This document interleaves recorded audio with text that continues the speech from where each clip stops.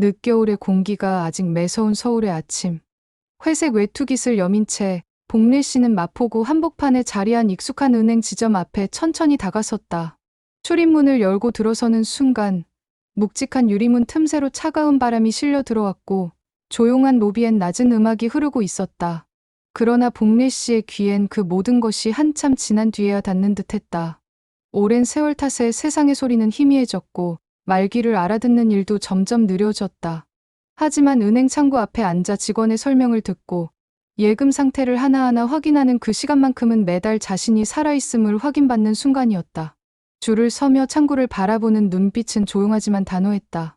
매달 한 번 꼬박꼬박 빠짐없이 들른 지도 벌써 몇 해. 익숙한 로비 풍경, 작은 난방기 바람, 직원들이 서로 주고받는 인사말.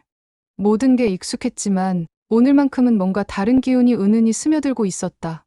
반투명 유리에 스치는 햇살이 유난히 차가워 보였고 창구 유리 너머 직원들의 표정도 낯설게 느껴졌다. 복례 씨는 작은 가방 안에서 낡은 통장을 꺼내 쥐었다.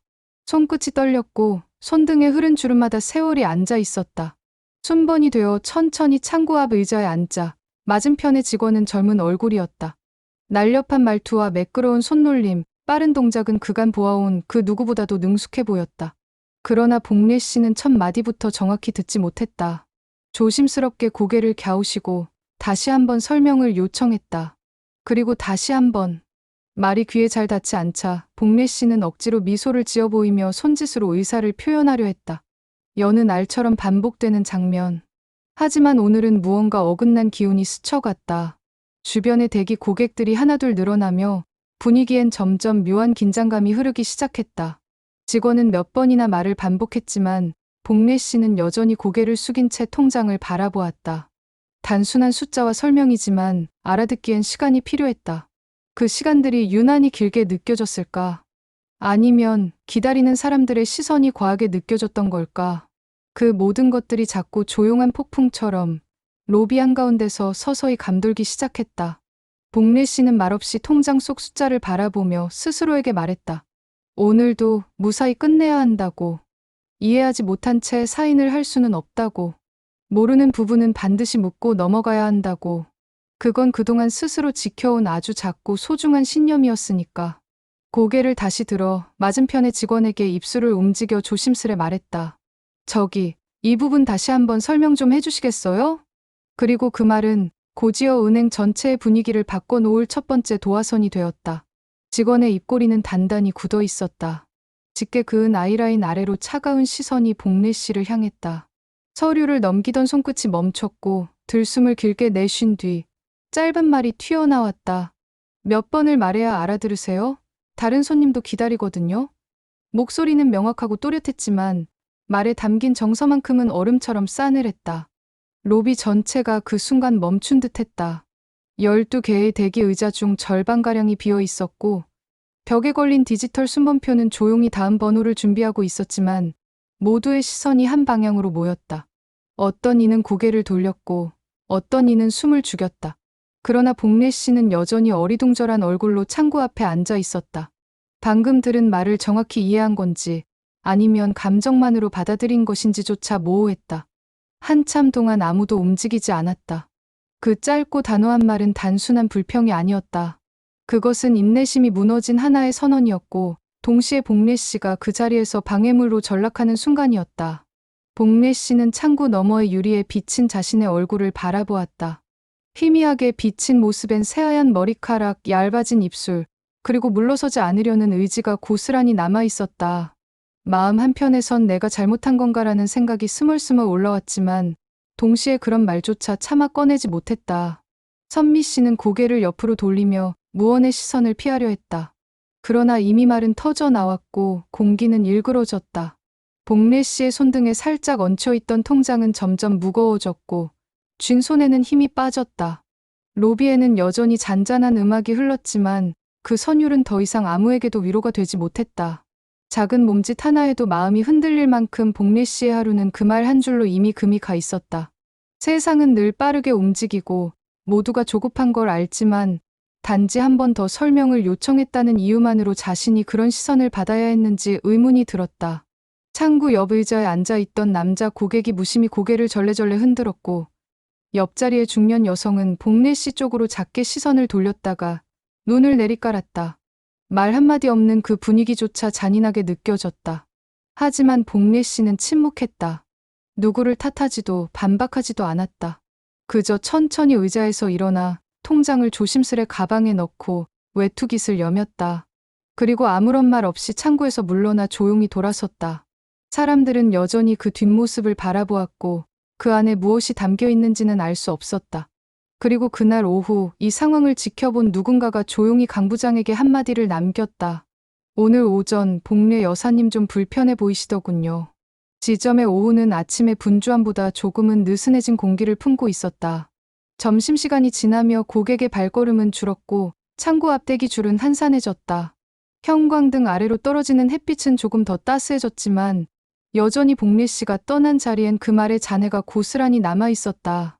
선미 씨는 아무 일도 없었다는 듯 다음 고객을 맞이하며 태연하게 업무를 이어갔다. 단정하게 묶은 머리카락 아래로 간간히 번쩍이는 귀걸이가 흔들렸다. 말투는 여전히 정확했고 눈빛은 흐트러짐이 없었다. 그러나 복례 씨와 나눈 짧은 응대의 공기가 조금씩 주변으로 퍼져나가고 있다는 걸 본인만 모르고 있었다. 같은 공간 속에서 매일 얼굴을 마주하는 직원들은 은근히 기류를 감지했다. 평소 조용히 일만 하던 주임이 복도 끝 커피 머신 앞에서 의미심장한 눈빛을 주고받았고 한쪽 팀장은 무심히 메신저를 열었다가 잠시 손을 멈췄다. 선미 씨의 목소리는 여전히 매끄러웠지만 그 여운은 사라지지 않고 남아있었다. 시간은 오후 3시 10분. 은행 안쪽 투명한 회의실 문이 살짝 열리더니 강 부장의 손짓이 보였다. 누구도 크지 않은 그 움직임에 큰 의미를 두지 않았지만 불려 들어간 이름은 분명했다. 선미 씨, 잠깐 들어오실래요? 회의실 안은 조용했고 책상 위에는 복례 씨의 통장 사본과 그날 오전 순번대장, CCTV 캡처 화면이 정리되어 있었다. 강 부장은 조용한 눈빛으로 서류를 넘겼고 말없이 그녀가 자리에 앉기를 기다렸다. 그 누구보다 철저한 원칙주의자로 알려진 강 부장. 감정적인 언행은 물론 직원 개개인의 사적인 태도에도 무심한 듯 철저했던 인물이었다. 선미 씨는 그가 자리를 함께하자 말없이 허리를 꼿꼿이 세웠다. 오늘 오전 복례 여사님 응대하셨죠? 짧고 낮은 질문이었다. 그러나 그 말이 가진 무게는 생각보다 묵직했다. 선미 씨는 잠시 당황한 기색을 보이다 이내 대답했다. 네, 예금 문의로 오신 것 같았는데요. 귀가 잘 안 들리셔서 몇 번 반복하게 됐고. 강 부장은 말을 끊지 않았다. 듣고 있다는 듯 고개를 작게 끄덕였고 몇 초간 침묵이 흐른 뒤 조용히 말을 이었다. 복례 여사님은 저희 지점에서 아주 오래된 분이죠. 그 말에 선미 씨는 애매하게 미소 지으려다 멈췄다. 그동안 창구 응대하면서 수도 없이 많은 고객을 상대해왔고 몇몇 익숙한 얼굴은 기억하고 있었지만 복례 씨에 대해서는 딱히 특별한 정보를 알고 있지 않았다. 자주 오긴 했지만 눈에 띄는 손님은 아니었기 때문이다. 조용하고 느린 말투, 반복되는 질문, 오래된 통장, 그저 그런 풍경이었다. 그분에 대해 우리가 모르는 게 많을 수도 있어요. 강 부장의 목소리는 마치 하나의 퍼즐 조각을 조용히 내려놓는 듯한 울림을 가지고 있었다. 선미 씨는 그제야 조금 긴장한 표정으로 자세를 고쳐 앉았다. 그 순간에도 강 부장은 크게 나무라거나 감정을 섞은 말은 하지 않았다. 단지 아주 작은 사실 하나를 덧붙였을 뿐이다. 오늘 오전 그 자리에서 무슨 일이 있었는지 복례 여사님은 아무 말도 안 하셨어요. 그리고 그 말은 곧이어 다가올 거대한 반전의 서막이 되었다. 회의실 안의 공기는 달라져 있었다. 한쪽 창문을 타고 들어오는 햇살이 책상 위 종이들에 길게 들이었고 그것들이 조용히 떨리고 있는 것처럼 느껴질 만큼 정적은 무겁고 팽팽했다. 선미 씨는 손끝에 힘을 주고 두 손을 맞잡았다. 사실 VIP 고객에 대한 정보는 지점 내에서도 철저히 관리된다. 정해진 직원만이 접근할 수 있는 시스템 구조상 일반 창구에서 응대한 선미 씨는 복례 씨의 자산 규모를 알 수 없었다. 강 부장의 침묵은 의도된 것이었다. 어떤 말보다 지금 필요한 것은 스스로 느끼게 하는 시간이었기 때문이다. 복례 여사님은 강 부장의 입에서 마침내 다음 문장이 흘러나왔다. 현재 우리 지점 전체 VIP 고객 중 1순위입니다. 순간 무겁게 눌러앉아 있던 공기가 일순간 가벼워졌다. 아니, 오히려 더 무거워졌다고 느껴졌다. 선미 씨는 자신도 모르게 다시금 허리를 곧게 세우며 눈을 동그랗게 떴다. 이해할 수 없다는 듯 혹은 뭔가 잘못 들은 게 아닌지 되묻고 싶은 충동이 올라왔지만 입을 떼지 못했다. 예치금 규모가 수십억 원에 달합니다. 강 부장은 서류철에서 한 장을 꺼내 보이며 조용히 그 사실을 확인시켜 주었다. 개인 금융 외에도 고액의 법인 자산까지 관리하시죠. 대부분의 상담은 다른 직원이 전담해왔고 최근엔 간단한 문의만 직접 오셔서 확인하셨습니다. 그제야 퍼즐이 맞춰지기 시작했다. 몇 번이고 반복된 간단한 질문, 오래된 통장, 작고 느린 몸짓, 선미 씨가 무심히 흘려보냈던 그 장면들 뒤에 이런 거대한 이야기가 숨어 있었다는 것에 뒤늦은 당혹감이 덮쳐왔다. 몰라서 그랬습니다. 그녀는 작게 입을 열었다. 정말로 몰랐다는 것이 사실이었다. 복례 씨가 그렇게 큰 자산가일 줄은, 평범한 노년의 고객으로만 여겼던 사람이 은행 내 VIP 중 1순위일 줄은 단 한 번도 생각해 본 적 없었다. 하지만 그 말이 끝나기도 전에 강 부장은 고개를 살짝 저으며 단호히 말했다. 문제는 몰랐다는 게 아니에요. 누구에게나 그렇게 했다는 거죠.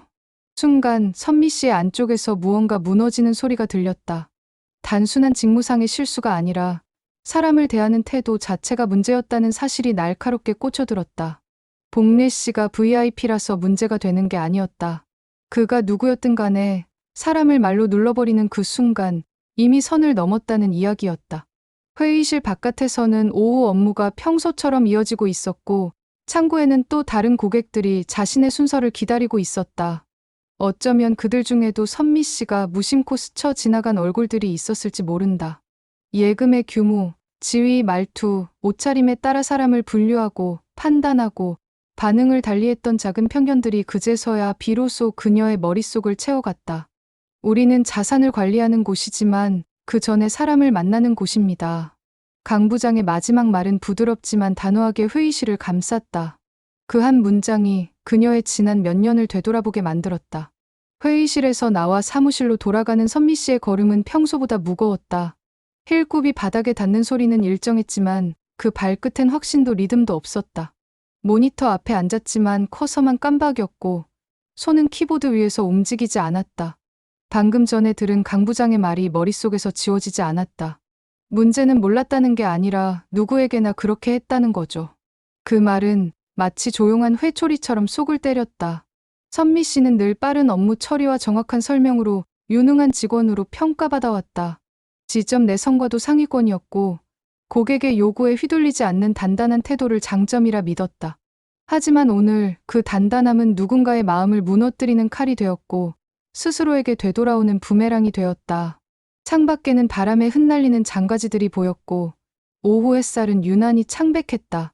몇몇 동료가 눈치를 보며 말을 건넸지만 선미 씨는 짧게 미소만 보일 뿐 제대로 응답하지 않았다. 속에서 올라오는 건 후회였다. 그리고 수치심이었다. 자신이 했던 말, 표정, 말투 하나하나가 복례 씨에게 어떤 방식으로 다가갔을지 생각하자 속이 뒤틀리는 것 같았다. 이틀 뒤 지점 내부에서 이상한 기류가 흘렀다. VIP 관리 시스템에 등록된 고객 목록에서 복례 씨의 정보가 사라졌다.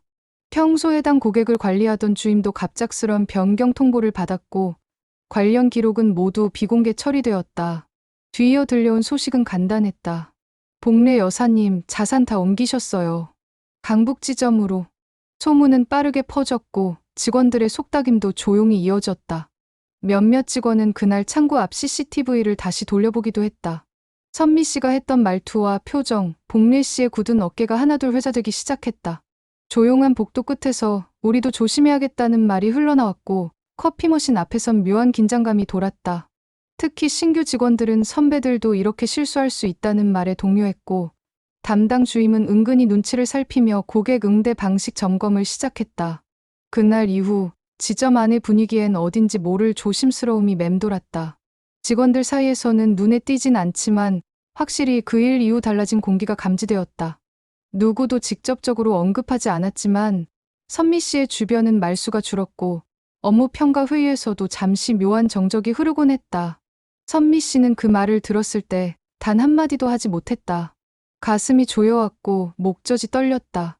고개를 돌려 복례 씨가 늘 앉던 창고 앞 의자를 바라보았지만 이제 그 자리는 영영 비어 있게 될 것 같았다. 그리고 또 이틀 뒤 그녀의 자리에 작은 문구 하나가 붙었다. 단정한 흰 바탕, 검은 글씨로 조용히 적혀 있었다. 화려하지도 특별하지도 않은 말 한 줄. 사람을 자산액이 아닌 사람으로 존중하자. 그 글은 누구를 탓하는 것도 특정인을 겨냥한 것도 아니었다. 다만 이 공간을 드나드는 모든 사람에게 무엇을 잊지 말아야 하는지를 다시금 일깨우는 말이었다. 누군가는 고개를 끄덕였고 누군가는 조용히 사진을 찍어 SNS에 올리기도 했다. 하지만 선미 씨는 며칠째 그 문구 앞에서 한 발짝 떨어진 채 아무 말도 하지 못했다. 자신이 잃은 건 단순한 고객 한 명이 아니었다. 그것은 스스로 세웠던 태도, 기준, 그리고 사람을 대하는 방식에 대한 믿음이 무너진 자리였다. 그리고 지금 그 무너진 틈 사이로 찬 공기가 깊게 스며들고 있었다. 문구가 붙은 자리 앞에서 선미 씨는 그날도 멈춰섰다. 창구 유리 너머로 쏟아지는 오후 햇살은 밝고 부드러웠지만 그 빛은 선미 씨의 얼굴을 더욱 창백하게 비추었다. 하루에도 몇 번씩 그 자리를 스쳐 지나가며 사람을 자산액이 아닌 사람으로 존중하자는 문구를 본다. 처음엔 시선만 피했다. 다음에는 무시하려 애썼다. 그리고 그 다음엔 숨이 막히는 것처럼 그 말에 걸려 움직이지 못하는 날들이 찾아왔다. 그 문장은 단순한 문구가 아니라 자신에게 쏘아진 경고였다. 복례 씨 한 사람을 잃은 게 아니었다. 누군가를 작다고 여긴 순간 자신이 작은 사람이 되었다는 걸 깨달았고 그것은 한마디 사과나 해명으로 회복될 수 있는 일이 아니었다. 창구에서 일을 할 때마다 이전처럼 말을 빠르게 하지 못했다. 마음 한쪽에선 조급함이 올라왔지만 이제는 그 조급함마저 드러내는 것이 무서웠다. 가끔 나이 많은 고객이 오면 예전처럼 효율적으로 처리하려는 마음 대신 혹시 내가 또 실수할까 하는 경계심이 앞섰다. 그런 변화는 서서히 업무 전반에까지 영향을 미쳤다. 한 번은 한 중년 남성이 서류 설명을 반복 요청했을 때 선미 씨는 예전처럼 얼굴을 굳히지 않았다. 단지 조심스레 설명을 반복했고 그 사이에도 말수가 줄어들었다. 고객은 고맙다는 말 한마디 없이 돌아섰지만 선미 씨는 자리에서 일어나지 못했다. 손끝이 싸늘해졌고 뒷목이 뻣뻣했다. 누구나 실수할 수 있다. 실수한 뒤엔 고치면 된다. 그 단순한 말조차 지금의 선미 씨에겐 공허했다. 복례 씨에게 상처를 주고 그 사실조차 모른 채 자리를 지켰다는 것. 더는 돌이킬 수 없는 시간 속에서 자신이 지켰던 기준과 자부심은 무너졌고 그 자리에 남은 것은 죄책감과 허탈함뿐이었다. 퇴근 후 집으로 돌아가는 길, 지하철 유리창에 비친 자신의 얼굴은 멍하고 낯설었다. 사람들 속에서 멍하니 선 채 도착역을 지나치기 일쑤였고 돌아가는 길에 가게에 들러 좋아하던 단팥빵 하나 사는 여유조차 사라졌다. 예전 같으면 이미 업무 성과에 대한 보고서를 쓰고 다음 고객 응대 전략을 짜고 있었을 그녀였다. 강 부장은 이후 이 일에 대해 더 언급하지 않았다. 단 한마디의 질책도 그 어떤 추궁도 없었다. 그러나 그 침묵이 더 깊게 가슴을 눌렀다. 차라리 따끔하게 꾸짖었더라면 마음이 조금은 편했을 것이다. 하지만 강 부장은 선미 씨가 스스로 알길 기다렸고 선미 씨 역시 그 시간이 벌을 대신하고 있다는 걸 느끼고 있었다. 복례 씨가 남기지 않은 말들, 돌아서며 아무런 항의도 하지 않은 그 뒷모습이 자꾸만 머릿속에 떠올랐다. 그날 그녀의 외투 깃은 단정히 여며져 있었고 걸음은 느렸지만 흔들림이 없었다. 복례 씨는 분명 상처를 입었지만 당당히 떠났다. 반면 선미 씨는 지점에 남아있지만 그 안에서 천천히 무너지고 있었다. 그러던 어느 날 지점 내부 시스템 공지에 조용히 새로운 이름 하나가 올라왔다. 복례 씨의 자산을 전담했던 다른 지점의 직원 이름이었다. 담당이 바뀌었다는 그 단순한 줄의 문장은 복례 씨가 이곳을 완전히 떠났다는 의미였다. 정리된 관계, 사라진 흔적, 그리고 그 자리에 남겨진 감정만이 고스란히 떠돌고 있었다. 이후 선미 씨는 점점 말이 줄었다. 불필요한 설명은 줄였고 고객과의 거리도 살짝 벌어졌다. 누가 보기에 그녀는 여전히 능력 있는 직원일지 몰랐다. 하지만 선미 씨는 안다. 그 능력이라는 외피 안에 지금은 조심스러움이라는 두꺼운 벽이 들어섰고 그 벽은 쉽게 무너지지 않으리라는 걸. 다른 직원이 무심코 복례 여사님 다시 오시려나요? 라고 물었을 때 선미 씨는 대답하지 못했다. 그 말 한마디에 마음이 쿡 하고 내려앉았다. 돌아오지 않을 것이다. 그리고 그것은 정당한 결과였다.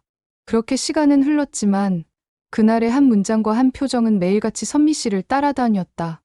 완전히 바뀔 순 없어도 다시는 똑같은 실수를 반복하지 않겠다는 마음 하나만은 확실히 자리 잡고 있었다. 그렇게 선미 씨는 조금씩 천천히 행동으로 마음을 옮기려 했다. 하지만 그 감정에만 머물 수는 없었다. 이젠 작게라도 행동으로 달라지고 싶었다. 처음부터 완벽할 순 없어도 누군가를 다시는 그런 식으로 아프게 하지 않겠다는 다짐만큼은 진심이었다. 은행 로비의 유리벽은 계절이 바뀌었음을 조용히 전하고 있었다. 봄 기운이 은은하게 퍼지고 기다란 해가 창가를 길게 쓰다듬고 있었다. 하지만 선미 씨의 시간은 아직 그날의 오후에 머물러 있었다.